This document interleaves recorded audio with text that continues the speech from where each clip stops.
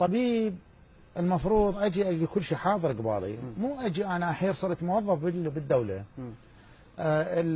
تعادل الشهاده مالي يعني شكل حقيقه مؤلم. ما نعترف بهاي الجامعه، لا تعترف.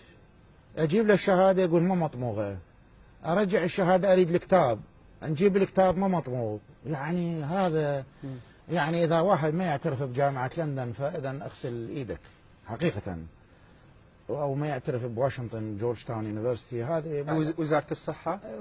لا، وزاره التربيه والتعليم العالي. علما انه اعرفهم انا، والله دكتور هذه جبت الشهاده بس لو ما طامغها من وراء.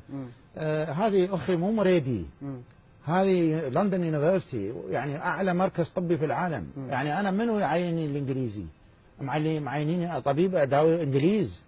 انا لو انسان فاشل ما يشغلوني. بعد ما وصلت اللجنه اللي تقابلني قالوا هاي انت خاف نعينك طبيب مختبر. قلت له ليش؟ قال مو هاي واحده من الاطروحات مالك بيها تحليل بول. قلت له هو الانسان يعني ما يبول؟ اكو نقدر نكتشف امراض من البول. قال لا، روح جيب لي ورقه انه انت تتعلق دم وتشتغل بالقاوش. معقوله؟ والله العظيم. يعني اقول لك ما معقول، ما معقول.